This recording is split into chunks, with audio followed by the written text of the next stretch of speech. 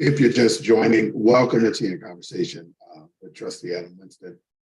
It is now February 6th. Time flies when you're having fun, but it is 6. Yeah, we don't have anything on the schedule for today. I am here taking your questions and any concerns that you may actually have.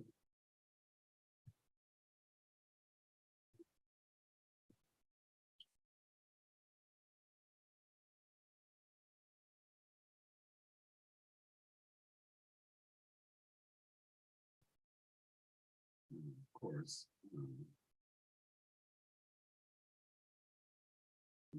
echo.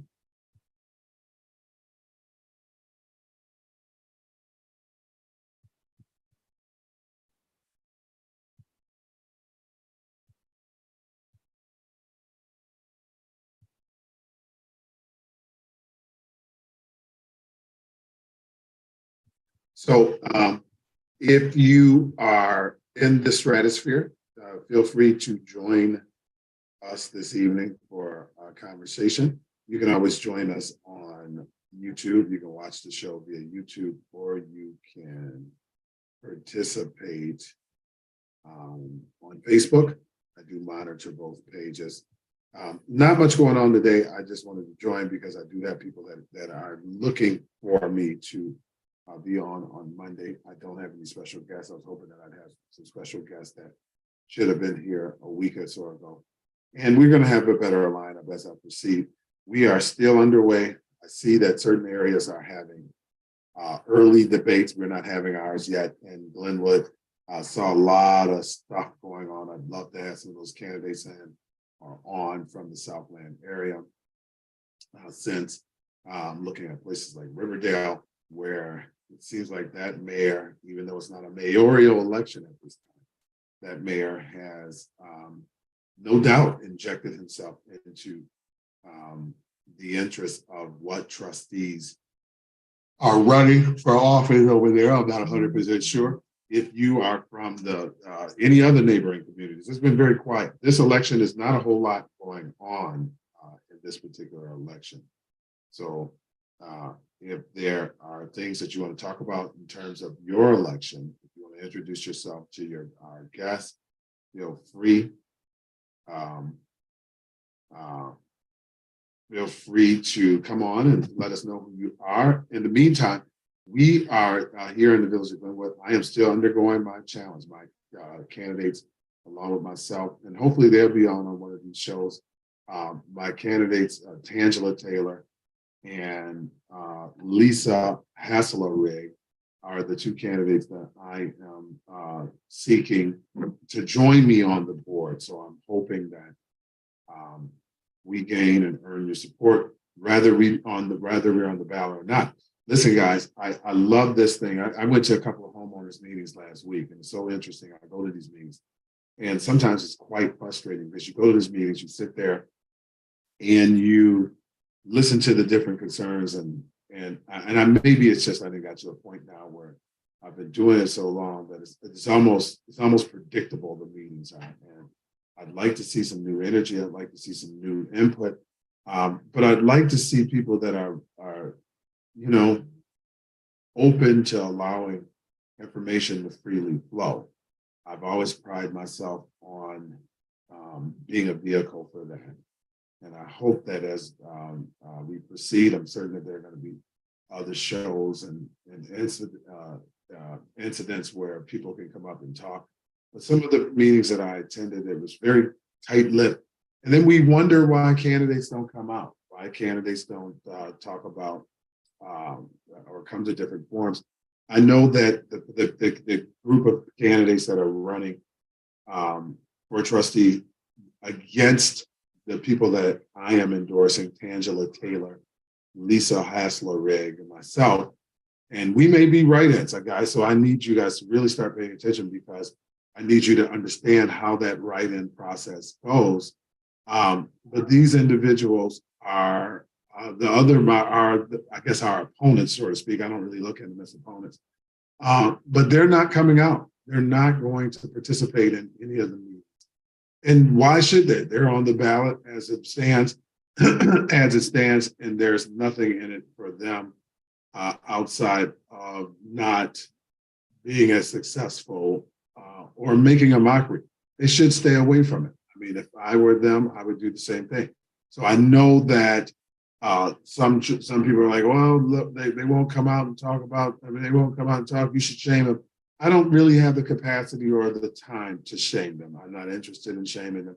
I don't really care. My campaign isn't about them. My campaign is about the ideas that I choose to run on.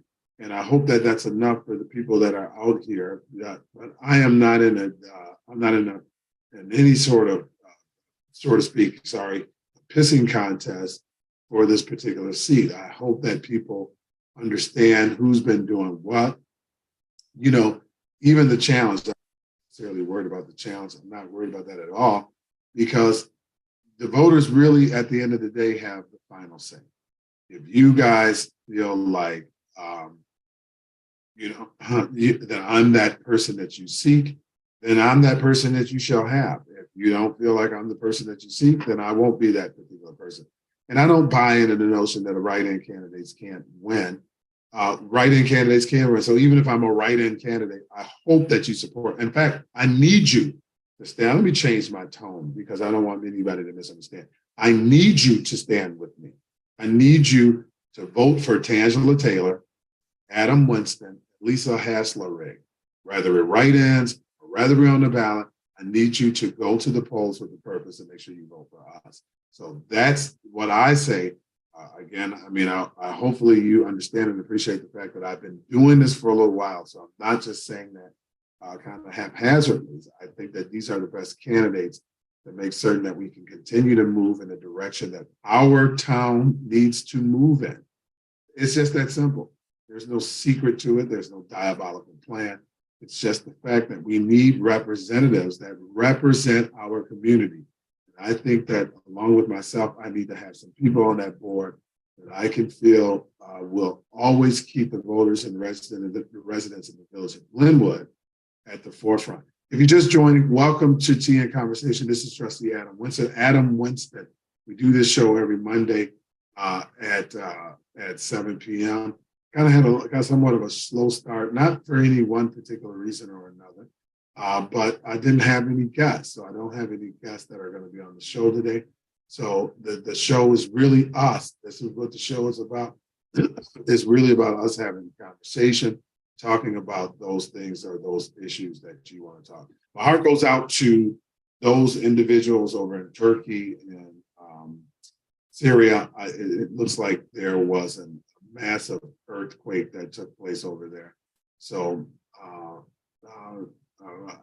I'm always praying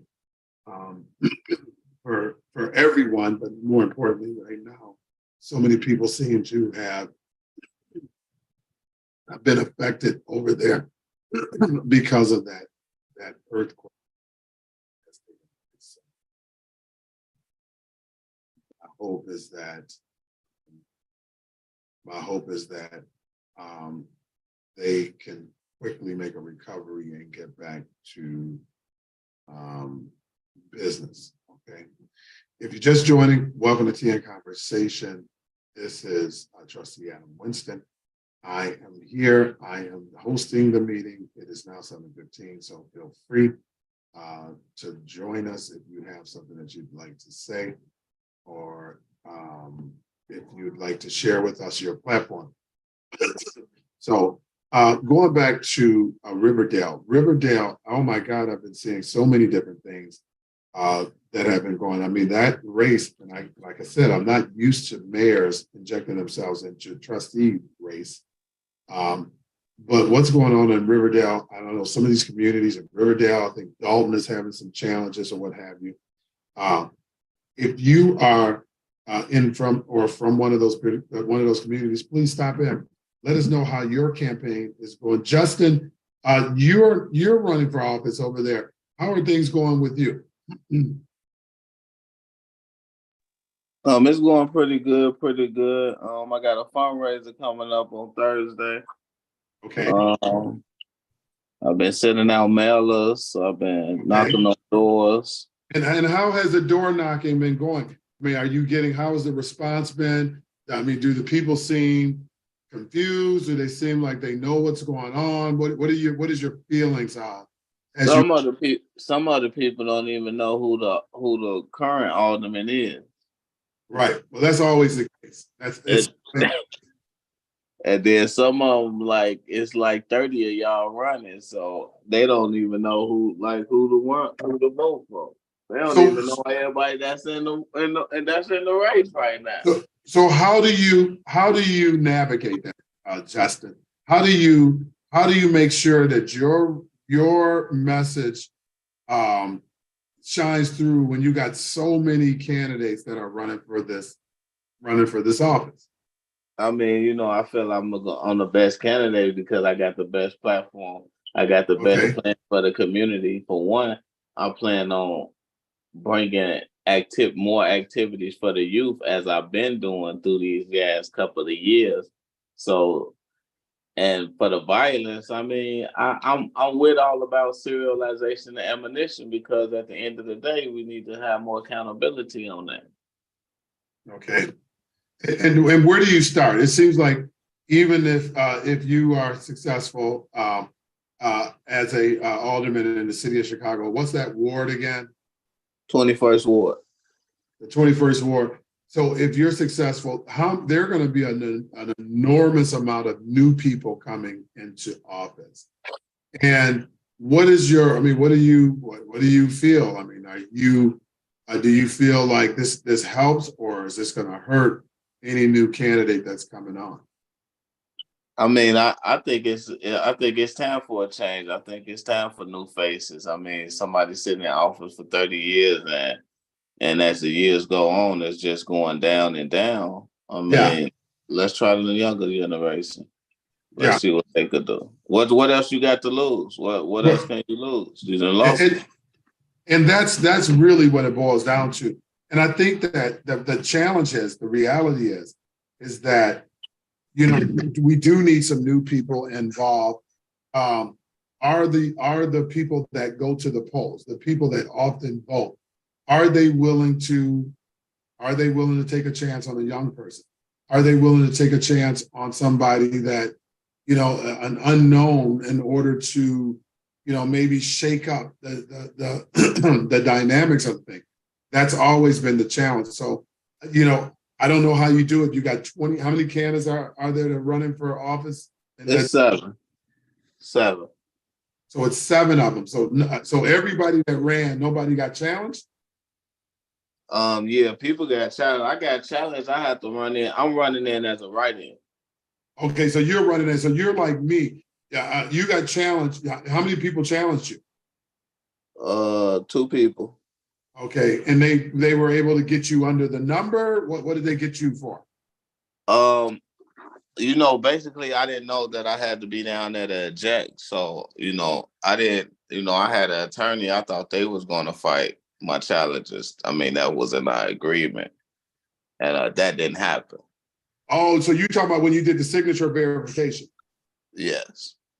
And because you weren't down there, you could not object to some of the claims that they made. Correct. Like you couldn't get, if they say that how many were you short? They didn't even. I mean, I think they said I was short like 100 signatures. Yeah, which is quite a bit. Yeah, but the thing is, like, I had no defense so the attorney said I had no defense because of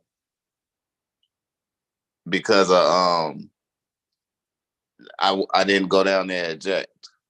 Well, so if you're just joining, welcome to Tea and Conversation. We're just talking about candidates that have been challenged. I've been challenged myself, included, and I'm fighting that challenge right now. So once you go through, and this is why it's so important for people to understand the process, but once you go through the first step, which is to collect as many signatures as you need in order to get on the ballot, the opponent has the ability to challenge one's petition. They have the ability to challenge it based on the signatures not matching. What they do is they look at the signatures, They take those signatures down to the State Board of Election, and they verify those. They compare, not verify. They try to compare those signatures to those signers and how they sign the petition.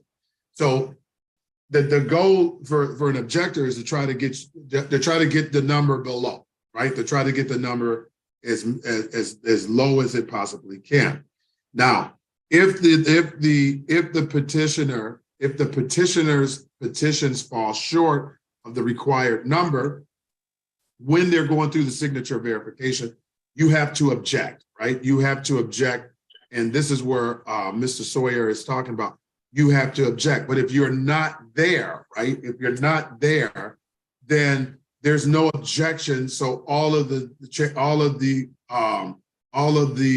claims, be it right or wrong, you can't go back and recapture them using a Rule 6 motion, right? Is that what we're talking about?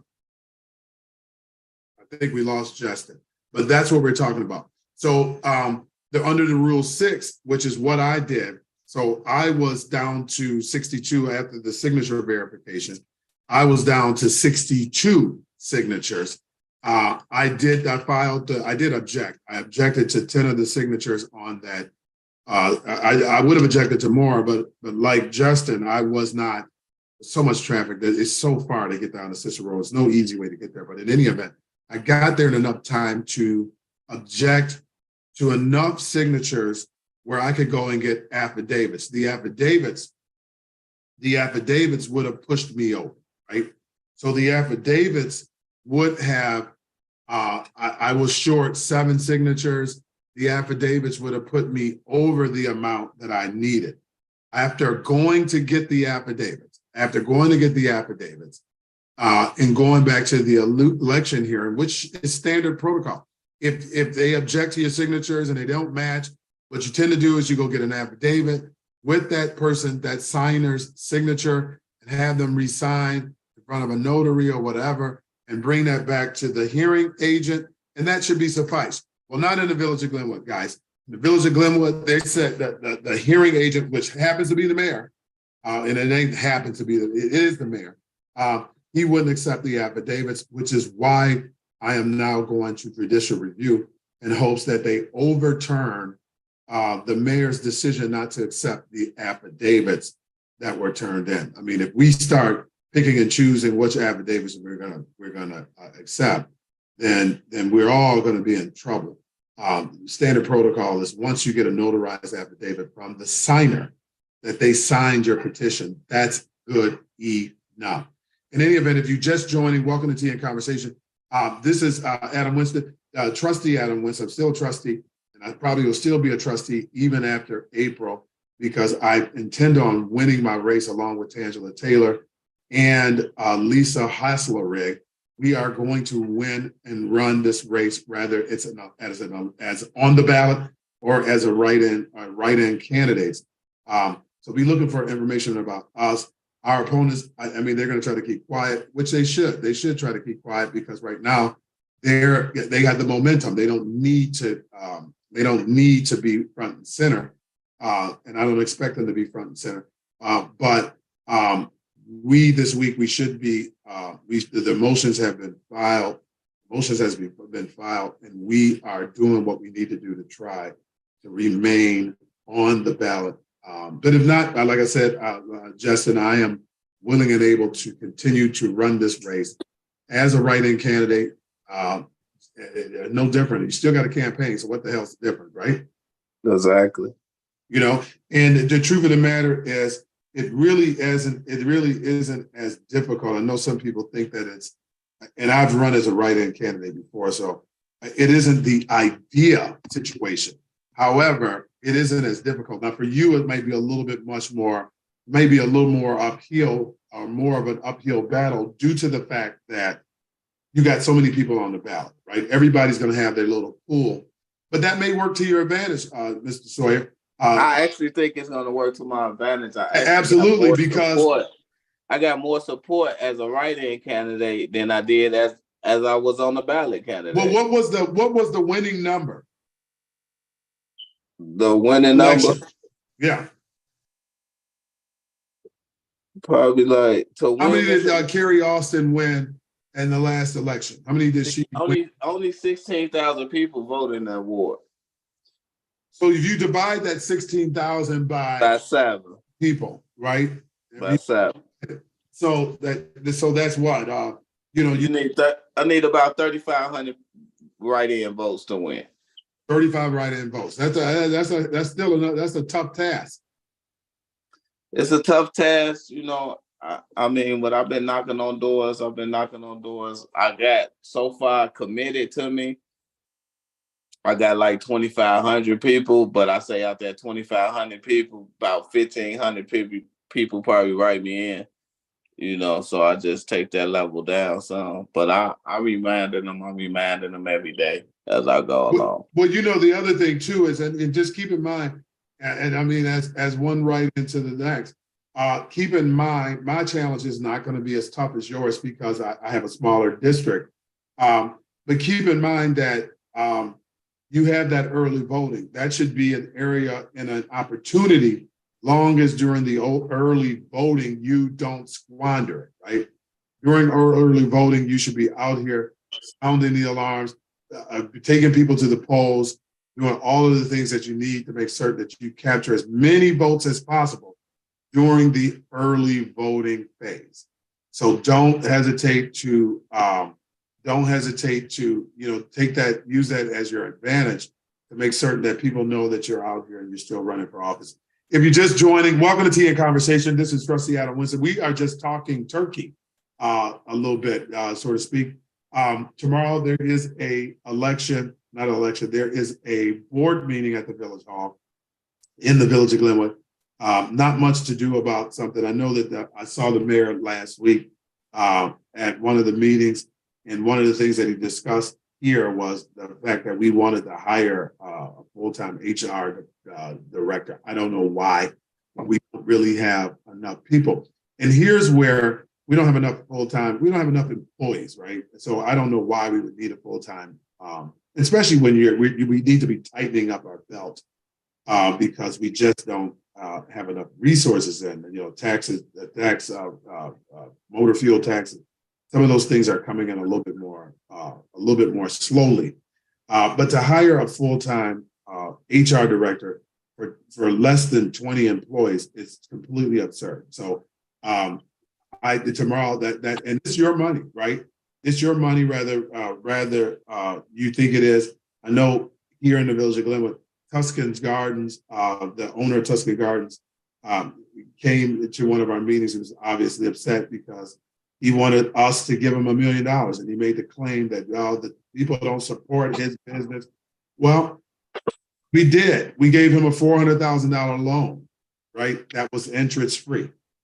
So I don't know what type of support he's looking for, but could you, and here's the question of the day, could you go to your municipality and borrow $400,000 interest free, and long as you do the improvements on your property in a certain amount of time, only have to pay back half of that loan? That's an excellent deal. That's an excellent deal. So for this gentleman to come there and thumb his nose up at me, thumb his nose up at all of the people, all of the residents in the Village of Glenwood, who I guess we just aren't, $400,000 isn't a support. I guess that ain't support enough. But all of us, I don't have that type of money. All of us supported his business. $400,000 loan, interest free. And he only had to pay back $200,000 if he fixed the building up. I don't know if that isn't support. I don't know what is. Give it to me. If you're just joining, welcome to Tea and Conversations with Trustee Adam Winston. What were you saying, Justin? I said, give it to me. You see what I mean? So this is the thing, and I hate to say it, but I don't hate to say it. It's entitlement, right? You get these individuals, they come to the town. My challenge, one of the challengers that decided to challenge my petition, and I don't care. One of the fellows who's challenging my petition is a owner of the place that we turned down. He wanted to get the agreement that we had drawn up for him months ago, he wanted to get it redrawn up so he had more time. And we weren't for that. It was the second time we had redrawn the agreement. You just can't keep kicking the can down the road. It's time to pay up, right? And so one of the people that are part owner decided to challenge me during the election. Can you believe that? So they didn't get the $400,000 loan. They decided to challenge me during the election. It's just the way the cookie crumbles. If you're just joining, welcome to Tea and Conversation.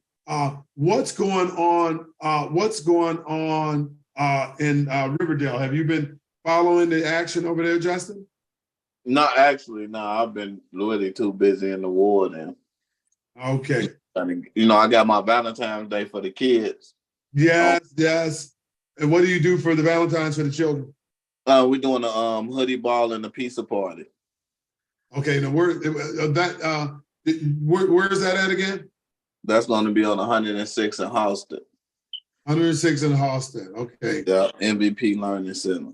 And that's on what day is that on again? That's going to be on Valentine's Day, Tuesday. Okay. On Valentine's Day. Bring the grandkids out. And you can have, what was it again? It was called hoodies and It was a hoodie ball and a pizza party. Hoodie ball. Okay. Yes. A hoodie best hoodie get $100 cash. Oh, that's interesting. The best hoodie is $100 cash. So if you aren't doing anything on Valentine's Day, stop over there over 106. What's the name of the place again? MVP Learning Center. Okay.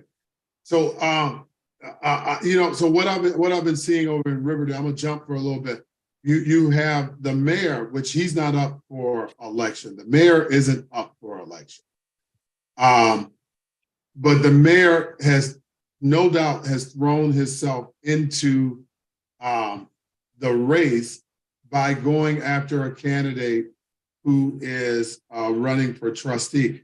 I've never seen that happen in some of these smaller towns. There is so much going on in these smaller communities. It's just unbelievable the amount of I'm not even going to say corruption. Can you call it corruption, Justin? Hey, they say call a spade a spade. I kind of say it is kind of corruption, but anytime the feds, the mayor of Riverdale, the feds watch him every day. Like they run in his little spot. He supposed to rebuild the little community, little town apartments over there. Never did it. Took the grant money. I don't know where it's at. Right. But I don't live in Riverdale, so I don't, Right. Well, I don't live in there either, and I don't normally keep up with it. But sometimes when somebody is sounding an alarm, and believe me, I wasn't looking for it. It just popped up on my feed. I don't look for any of those particular things because, my caution is that when people put negative, and I've had negative campaigns ran about me, so I'm real sensitive about this. And it's like one of these things where when people put that stuff out there, it's easy for me to just look past it because I'm kind of in this space. But what about the number of people that don't, who take those very damaging claims that the mayor of Riverdale kind of threw out there, and it wasn't just talking about one of the candidates that's running for office. He threw Senator Napoleon Harris in that pot. He threw a lot of different candidates in under the bus, and it's almost like there's some sort of civil war going on over there in Riverdale. So it's no. And we just talking about Riverdale. There are other communities that are very similar where the mayor, and Cal City, yeah, and the supervisor, they don't see eye to eye, and they're just very messy right now, and I don't know.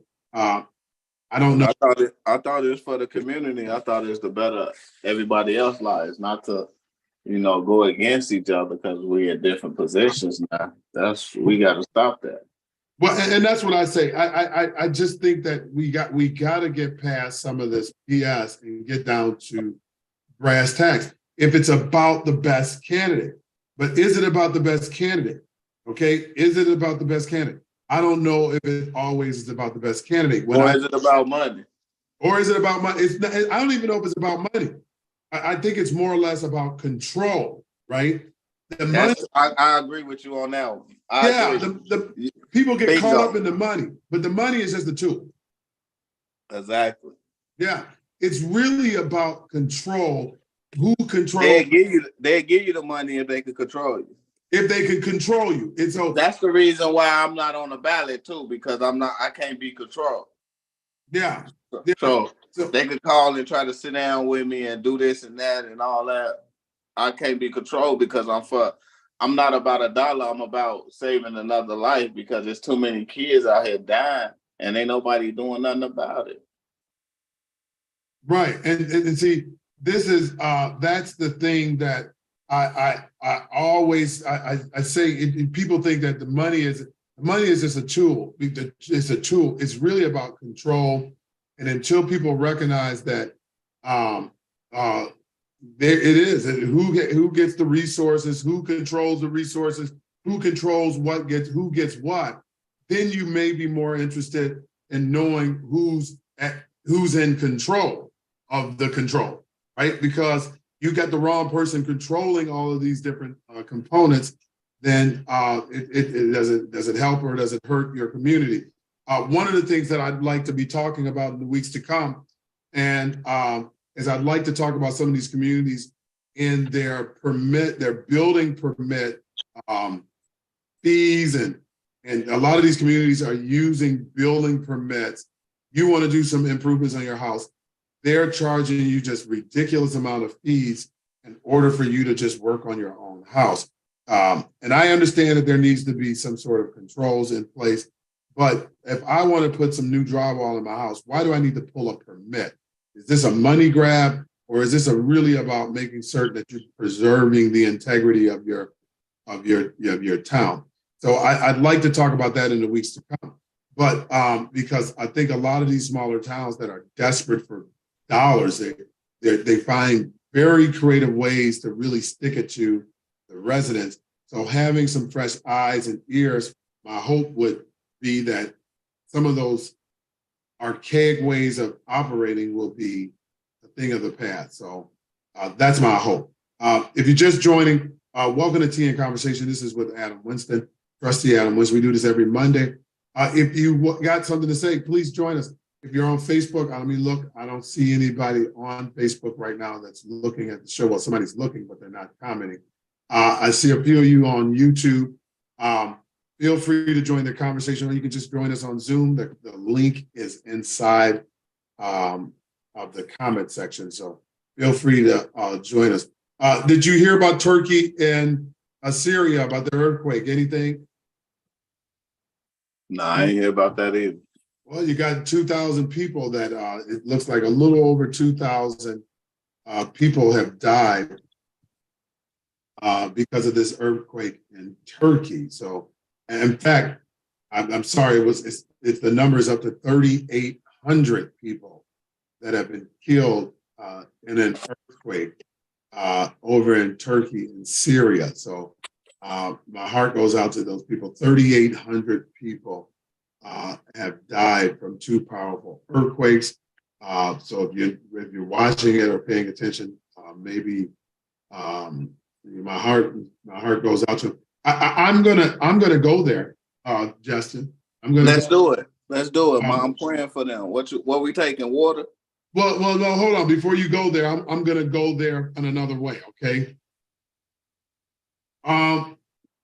What do you think the U.S. is gonna do? Okay, for Turkey, compared to what they did for Haiti? I don't know. I don't really think they're gonna help them. You don't think they're gonna help Turkey? No, not really. Okay. Well, I'm anticipating fundraisers to be going out, GoFundMe pages, a lot of aid, and so on and so forth, And again, I hate to do that. I hate to compare, but I know that Haiti, being a much poorer country, I don't even know if they still, if Haiti is even rebuilt right now, after suffering that earthquake, Yeah.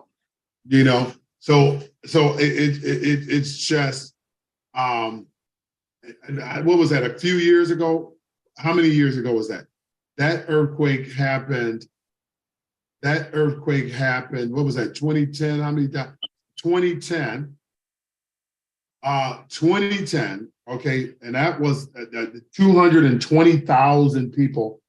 220,000 people were killed in that earthquake on June 12th, 2010. I remember it like it was yesterday because we were watching it. And I'm just wondering, total damages, I think total damages, almost $9 billion in damages. So I hate to make the comparison, but I definitely am watching this because, I know Turkey is not as poor like Haiti, but we sent in a number of, we're going to probably be sending an enormous amount of aid to Turkey, so on and so forth. And they need it. They're going to need it because that's a lot of work that's is going to take to rebuild. But it does make me question, and it does make me scratch my head a little bit. And I'm maybe being a little bit premature, but we shall see. We shall see. But in any event, I am praying for Turkey and Syria. 3,800 people dead so far in this particular earthquake that's happened there. What else is going on, Justin? Any other good stuff?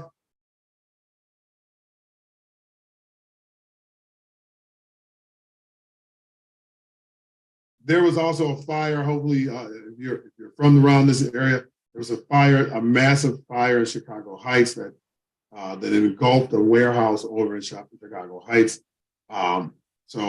Just pray for them and pray for that nobody was hurt over there. I know that the smoke could be seen. Today was a nice weather type of day. So, yeah. All right. Well, if you're just joining, this is Tea and Conversation with Trustee Adam Winston. I am your host, and I am sitting here taking your questions and your concern. It's about 15 minutes to the hour. I may end the show a little bit earlier so that you guys can get back to your business. But next week, we should have some special guests on here and be talking about health, mental health.